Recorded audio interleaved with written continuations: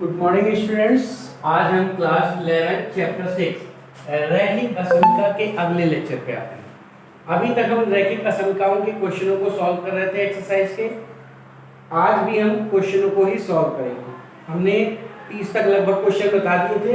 आज हम उसके क्वेश्चन आगे के बताते हैं, जो मॉड वगैरह वाले क्वेश्चन हैं, लैंग्वेज वाले क्वेश्चन हैं, उनके बारे में आज हम बताएंगे। जैसे 34 क्वेश्चन है, 34 नंबर क्वेश्चन है एक्सरसाइज का। हल करना है mod x minus 3 less than or equal to 1। ठीक है, जो मॉड x माइनस 3 की वैल्यू है वो लेस देन 1 है, हमें x की वैल्यू फाइंड आउट करनी है। ठीक है, तो एक चीज आपको पता होगी, नहीं पता है तो हम लिख दे रहे हैं। हम जानते हैं कि mod x less than or equal to 1a लिखा हो, तो इसका मतलब होता है कि जो x की वैल्यू है वो माइनस a से बड़ी है और a से छोटी है। ठीक है, अगर mod x less than or equal to a लिखा है, it means that x less than or equal to a and greater than or equal to minus a। ठीक, तो इस हिसाब से मॉड x ये है। ठीक है, तो इसका मतलब a मतलब क्या, x माइनस 3 जो होगा वो greater than or equal to minus 1 होगा और less than or equal to 1 होगा। इसी हिसाब से ये एज ए फॉर्मूले की तरह आपको ट्रीट करना है। ठीक है, तो इस हिसाब से ये आ जाएगा। ठीक, अब हम क्या करते हैं, 3 जो है तीनों साइड में ऐड कर देते हैं। 3 इधर ऐड किया, 3 इधर ऐड किया और 3 इधर भी ऐड कर दिया। ये कितना हो गया 2, ये कितना आ गया x, ये आ गया 4। तो जो x की वैल्यू है वो 2 से लेके 4 तक की होगी। तो x कहाँ बिलोंग करेगा, क्लोज इंटरवल 2 to 4। ठीक है, 2 से लेके 4 तक की वैल्यू को एग्जिस्ट करेगा, तो इसको क्या करेगा, सेटिस्फाई करेगा। कहने का मतलब है अगर यहाँ 2 रख दें, यहाँ पे अगर हम 2 रखें तो वैल्यू क्या आएगी, -1, यानी मॉड -1 1 सेटिस्फाई करेगा। 3 रख दें, 0 less than or equal to 1 होता ही है। 4 रख दिया तो 4 माइनस 3 1 आएगा, तब भी सेटिस्फाई करेगा। लेकिन अगर 5 रख दें तो 5 माइनस 3 2 हो जाएगा, 2 लेस देन 1 होता है नहीं। तो अगर 2 से लेके 4 तक की वैल्यू अगर हम यहाँ रखें तो ये क्या होगा, सेटिस्फाई होगा। ठीक है, तो ये चीज आपको ध्यान रखनी है। मॉड a अगर less than or equal to a होता है तो x की वैल्यू -a से +a के बीच में होती है। ठीक है, इसी तरह 35 क्वेश्चन है, 35 नंबर 35 में है सेम इसी तरह है, x + 2 लेस देन 3 ये दिया है। तो हमें पता है, हम जानते हैं कि x + 2 या mod x less then a है, इट मीन्स दैट -a से ग्रेटर होगा और a से लेस होगा। r इक्वल टू था, इसमें r इक्वल टू नहीं है, तो यही कंडीशन हो जाएगी। ठीक है, तो यहां से अगर इस हिसाब से देखा जाए तो चूंकि मॉड x + 2 लेस देन 3 है, इसलिए x + 2 जो होगा वो -3 से बड़ा होगा और 3 से छोटा होगा। ठीक, अब दोनों साइड में 2 ऐड कर देते हैं, 2 सब्ट्रैक्ट कर देते हैं। 2 सब्ट्रैक्ट किया, इसमें भी 2 सब्ट्रैक्ट किया और इसमें भी 2 सब्ट्रैक्ट किया। यहाँ पे हम x लाना चाहते थे, तो ये x आ गया, ये कितना आ गया 1, ये कितना आ गया -5। तो x की वैल्यू -5 से बड़ी होगी, 1 से छोटी होगी, तो x बिलोंग करेगा -5 to 1। ठीक है, ये हो जाएगा x की वैल्यू -5 से लेके, मतलब -5 नहीं रखनी, -5 से बड़ी रखनी है और 1 से छोटी रखनी है। कोई भी वैल्यू रखोगे ये सेटिस्फाई होगा। बात क्लियर है? ठीक, अब देखो ये हो गया। अब क्वेश्चन नंबर 37 देखते हैं।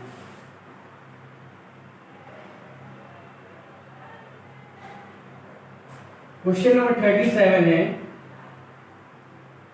1/2x - 1 less than or equal to 3।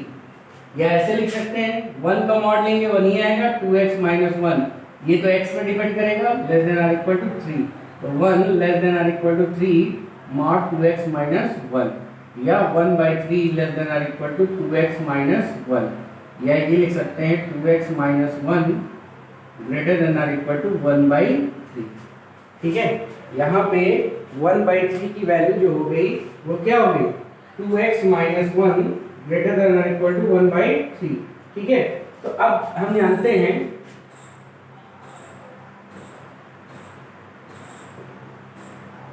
कि मॉड x अगर greater than or equal to 1 है, a है, अगर मॉड x जो है greater than or equal to a है, इसका मतलब ये हुआ कि जो x की वैल्यू होगी लेस देन माइनस a होगी, या x की वैल्यू जो है ग्रेटर देन a होगी। ठीक है, ये कंडीशन भी होती है। वहां पे क्या था, less than or equal to था, यहाँ पे क्या है ग्रेटर देन। अगर x mod x greater than a है तो इसका मतलब या तो माइनस a से वो छोटा होगा और या तो a से बड़ा होगा, ये दोनों कंडीशन हो सकती है। ठीक है, तो अब देखते हैं इसको, चूंकि 2x माइनस 1 जो है वो ग्रेटर देन इक्वल टू 1/3 है, इसका मतलब जो x है, x मतलब ये, वो लेस देन और इक्वल टू माइनस 1/3 होगा, या 2x माइनस 1 जो है वो ग्रेटर देन और इक्वल टू 1/3 होगा। या तो ये कंडीशन होगी या तो ये कंडीशन होगी। दोनों तरफ 1 ऐड कर दो, दोनों तरफ क्या करो 1 ऐड कर दो। इसमें भी यही काम करते हैं। ठीक, और इसको इधर सॉल्व कर लेते हैं। तो यहां बचेगा 2x, क्या बचा 2x लेस देन और इक्वल टू, और इसको सॉल्व करेंगे तो 3 आ जाएगा एलसीएम, तो 3 माइनस 1 यानी 2/3, या फिर ये हो जाएगा 2x ग्रेटर देन और ये हो जाएगा 4/3। ठीक है, 2 से भाग कर देते हैं, तो 2 से भाग कर देते हैं यहाँ पे भी और यहाँ पे भी, यहाँ पे भी 2 से भाग कर देते हैं और यहाँ पे भी 2 से भाग कर देते हैं। ठीक, कितना आ जाएगा x, और ये क्या आ जाएगा 1/3, या x और ये कितना आ जाएगा 2/3। तो x की वैल्यू या तो 1/3 से छोटी होगी और या तो 2/3 से बड़ी होगी, यानी x बिलोंग करेगा 1/3 से छोटी यानी माइनस इनफाइनाइट तक, 1/3 से लेके, या फिर 2/3 से बड़ी होगी, तो x बिलोंग करेगा 2/3 टू इनफाइनाइट, या तो -1 से छोटी होगी या तो 1/3 से बड़ी होगी। या ऐसे भी लिख सकते हैं x belong to minus infinite 1/3 union 2/3, और ये बिलोंग कर रहा है 1/3, इसलिए क्लोज इंटरवल लगेगा। ठीक है, तो एक चीज यहां पे हमने ये की कि सबसे पहले इस चीज को आपको ध्यान रखना है, ग्रेटर होता है तो क्या होता है, लेस होता है क्या होता है। लेस में अभी हमने बताया था, अगर ये चीज ध्यान रखिए, ये कंडीशन को आपको याद रखना है, अगर ये लिखा है तो इसका मतलब ये हुआ, ठीक है, और ये लिखा है तो इसका मतलब ये हुआ। ठीक है, अगर mod x less then a है यानी माइनस a से लेके प्लस a के बीच में होगा, अगर less than or equal to है तो माइनस a से लेके प्लस a के बीच में होगा। ठीक है, लेकिन अगर mod a greater than or a, ठीक, तो x माइनस a से छोटा होगा या फिर x जो है वो a से बड़ा होगा। ऐसे लेस की कंडीशन हो तो ये होगा। ठीक है, इन चारों कंडीशन को आप याद रखेंगे क्योंकि मॉड वाले क्वेश्चन में यही कंडीशन हम अप्लाई कर देते हैं। ठीक है, बात क्लियर है, हो जाएगा ये चारों क्वेश्चन। अब हम अगला क्वेश्चन देखते हैं, क्वेश्चन नंबर 37 और 41, 37 हो गया, क्वेश्चन नंबर 41। ठीक है, तो क्वेश्चन नंबर 41, इसमें एक चीज आपको ध्यान रखनी है, जैसे लिखा है मॉड x-1 और x-2 ग्रेटर देन और इक्वल टू 3 दिया है। ठीक है, इसकी वैल्यू क्या दी हुई है ग्रेटर देन और इक्वल टू 3 दी हुई है। Mod x minus 1 plus mod x minus 2 greater than और इक्वल टू 3। हम क्या करते हैं, एक बार x माइनस 1 को 0 करेंगे। x माइनस 1 जब 0 करते हैं तो x की वैल्यू क्या आती है 1, ठीक है। और जब x माइनस 2 0 करते हैं तो x की वैल्यू क्या आती है 2, ठीक।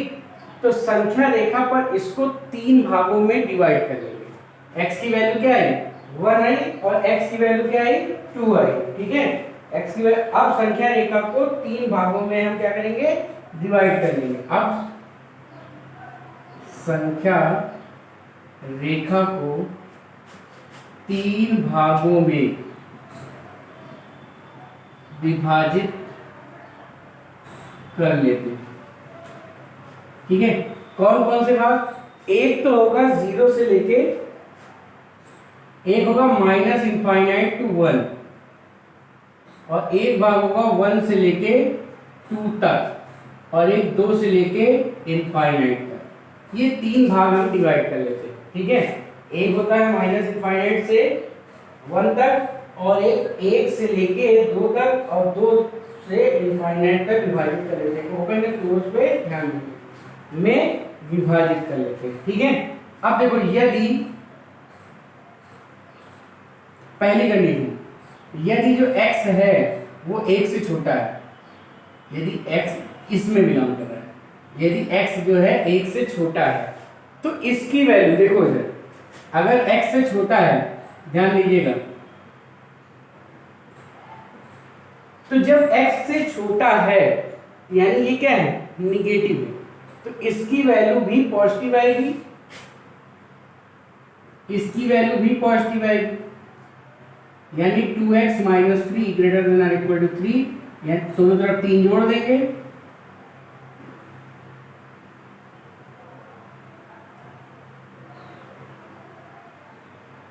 तो x की वैल्यू क्या आ जाएगी 3 से बड़ी, ठीक है। जब x लेस देन 1, तो जो वैल्यू होगी वो क्या आ जाएगी 3 से, कुछ गलत हो रहा है,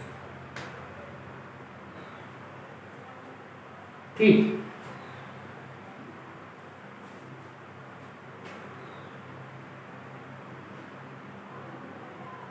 माइनस फर्स्ट प्लस माइनस,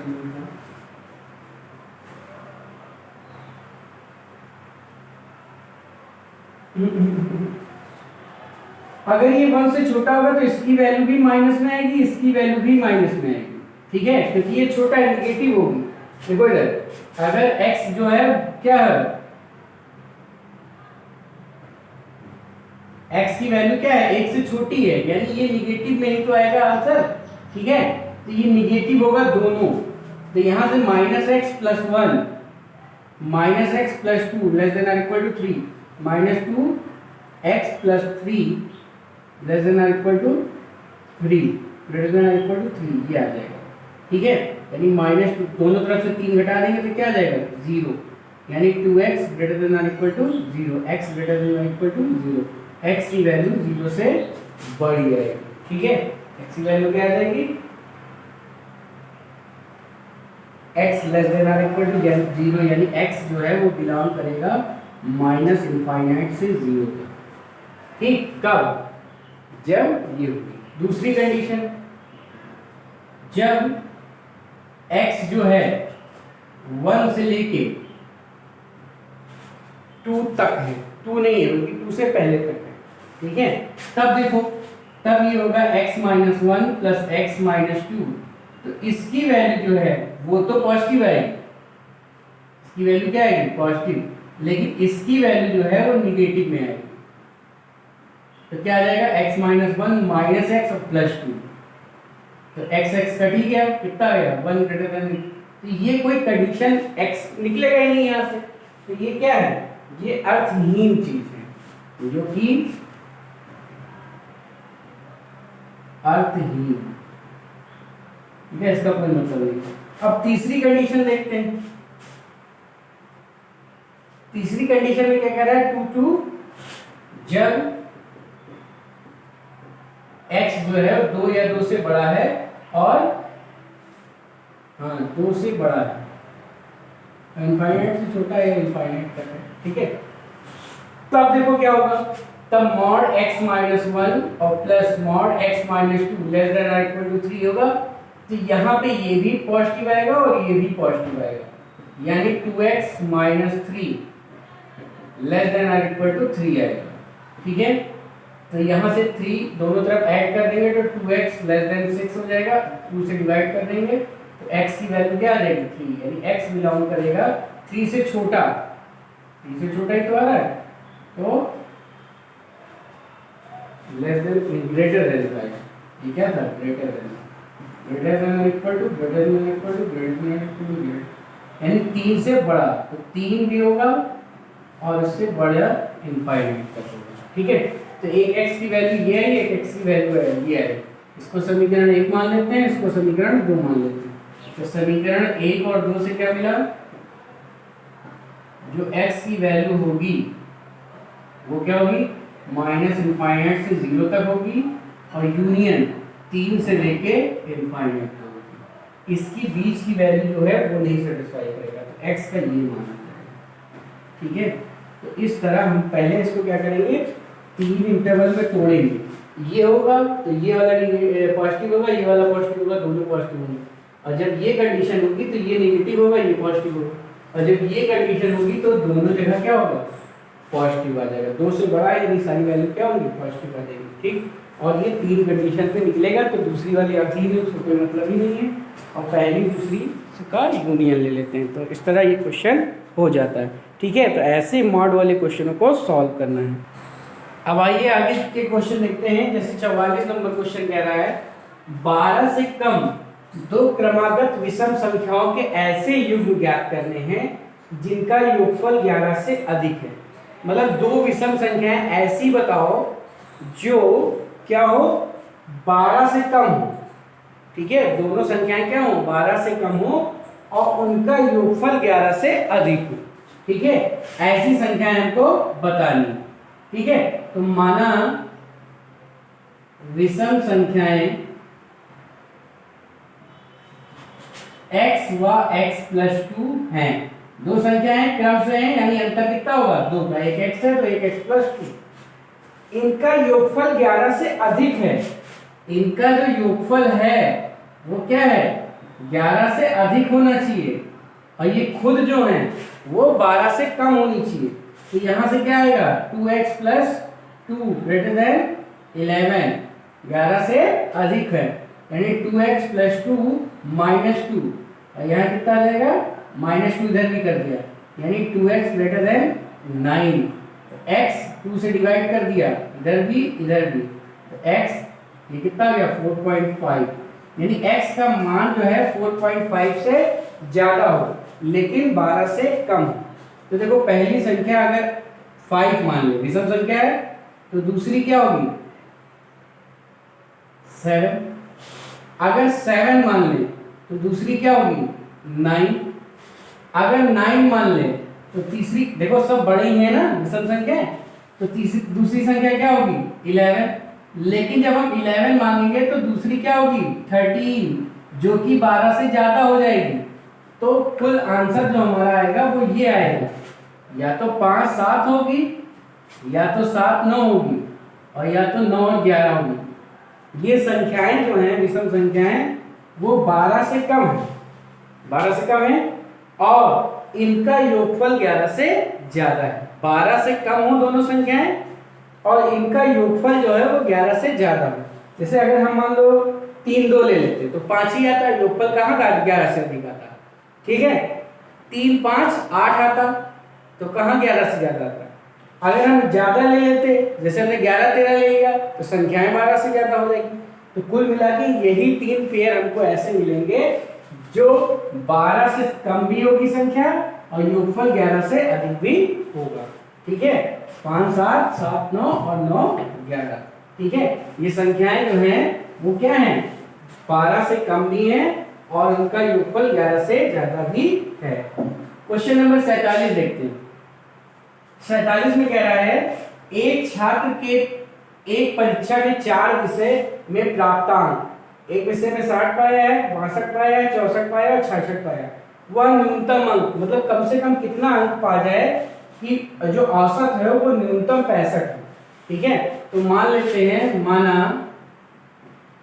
पांचवी परीक्षा में प्राप्त अंक x है। तो पहली परीक्षा में 60, दूसरी में 62, तीसरी में 64, 66 और x। इनका जो औसत है वो क्या होना चाहिए, कम से कम 65 है। कम से कम 65 यानी 65 से ज्यादा हो सकता है, कम से कम 65 हो औसत, 65 या उससे ज्यादा हो। अब इसको सॉल्व कर लेंगे तो कितना आ जाएगा, 6 4 10 2 12 और फिर 1, 6 6 12 6 18 24, 24 और 1 25 बटे प्लस x बटे 5 से मल्टीप्लाई कर देंगे, 5 से दोनों तरफ क्या करेंगे, मल्टीप्लाई कर देंगे, इसे कर जाएगा, कितना आ जाएगा 252 plus x greater than equal to, तो जब 25 हासिल कर लो तो 32 300, तो x कितना आ जाएगा, ये हम क्या करेंगे 252 दोनों तरफ घटा देंगे,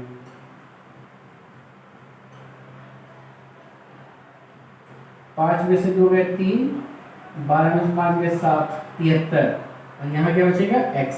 तो जो x है वो 73 या 73 से ज्यादा होगा, तो न्यूनतम अंक क्या होगा 73। अगर 73 से कम हमने रखा तो औसत जो होगा वह 65 से कम आने लगेगा और हमें कम से कम 65 चाहिए, तो वह न्यूनतम अंक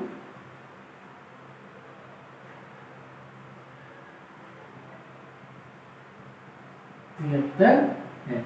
यानी अगर हम x की जगह 73 रख दें, ठीक है, 73 से छोटा अगर कोई मान रखा तो हमें औसत 65 नहीं मिलेगा। ठीक है, 65 कब मिलेगा, 65 या 65 से ज्यादा चाहिए हमको, न्यूनतम 65 कह रहा है, यानी 65 या 65 से ज्यादा हो। तो अगर हम x का मान 73 से कम रखेंगे तो नहीं मिलेगा, 73 रखो या 73 से ज्यादा रखो। तो कह रहा है वो छोटा से छोटा मान बताओ, तो 73 बहुत छोटा से छोटा मान होगा जो इन सब के औसत को क्या दे देगा, न्यूनतम औसत जो होगा वो 65 होगा। ठीक, अगला क्वेश्चन लेते हैं, क्वेश्चन नंबर 52। एक विलियन को 50 डिग्री फ़ारेनहाइट व 68 डिग्री फ़ारेनहाइट के मध्य रखना है, यानी 50 डिग्री फ़ारेनहाइट और 68 डिग्री फ़ारेनहाइट के मध्य रखना है। ठीक, फ़ारेनहाइट मतलब जो रेंज दी है वो किसमें दी है, फ़ारेनहाइट में दी है, इन दोनों के मध्य हो, यानी 50 से ज्यादा हो और 68 से कम। ठीक, सेल्सियस पैमाने पर विलियन का तापमान का प्रतिशत ज्ञात कीजिए। अगर फ़ारेनहाइट में इसके मध्य है तो सेल्सियस में क्या होगा ये पूछ रहा है, और फ़ारेनहाइट को सेल्सियस में बदलने के लिए फार्मूला भी दिया हुआ है। ठीक है, जो f है वो 50 और 68 के बीच में है, तो सेल्सियस में बदलना है, रेंज निकालनी है, तो f की जगह हम ये लिख सकते हैं, f बराबर क्या लिख सकते हैं 9/5 प्लस c, ये 32। अब हम क्या करेंगे, दोनों साइड में 32 घटा देंगे, तो 32 यहाँ सब्ट्रैक्ट किया, 32 यहाँ सब्ट्रैक्ट किया और 32 यहाँ भी सब्ट्रैक्ट किया, कितना आ जाएगा 8 और ये 4 18, यहाँ 9/5 c और यहाँ कितना आ जाएगा 8 में हो गया 6, ये 36। अब क्या करेंगे 5 से मल्टीप्लाई कर देंगे, तीनों साइड में 5 से क्या करेंगे मल्टीप्लाई कर देंगे, कुल मिला के यहाँ हमको c लाना है, ये समझिए।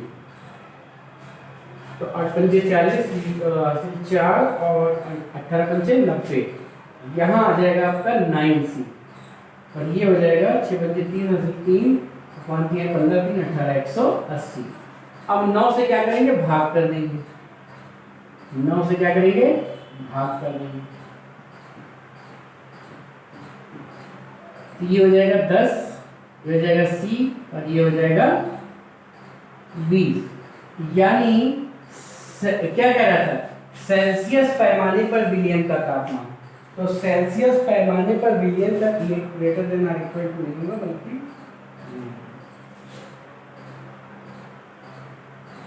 जो रेंज होगी, जो परिसर होगी सेल्सियस पैमाने पे, वो 10 और 20 के मध्य होगी। क्या होगी?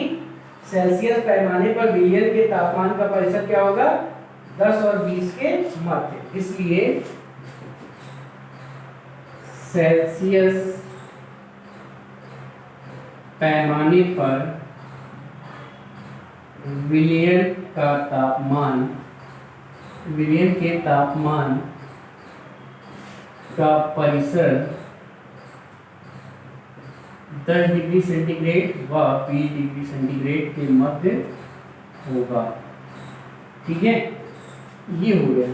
तो इस तरह हम थोड़े से लैंग्वेज के क्वेश्चन भी हमने सॉल्व कर लिए। ठीक, तो आप इस एक्सरसाइज को, चैप्टर की जो पहली एक्सरसाइज है उसको लगाइएगा। हमने हर टाइप के क्वेश्चनों को बताने की कोशिश की है, अब बाकी बचे क्वेश्चन आप लगाइएगा। ठीक है, और अगले टर्म पे हम जो सेकेंड एक्सरसाइज बताएंगे, जो ग्राफिकल मेथड से हमको सॉल्व करनी है रैखिक संख्या को, वो बहुत इंपॉर्टेंट है, वो आपको सेकेंड ईयर में भी काम आएगी। ठीक है, तो इसको आप कीजिएगा और अगले लेक्चर के लिए आप लोग तैयार रहिए। अगला लेक्चर जब भी हम डालेंगे उसको देखिएगा जरूर। तब तक के लिए धन्यवाद और इसको कीजिएगा आप लोग। ठीक है।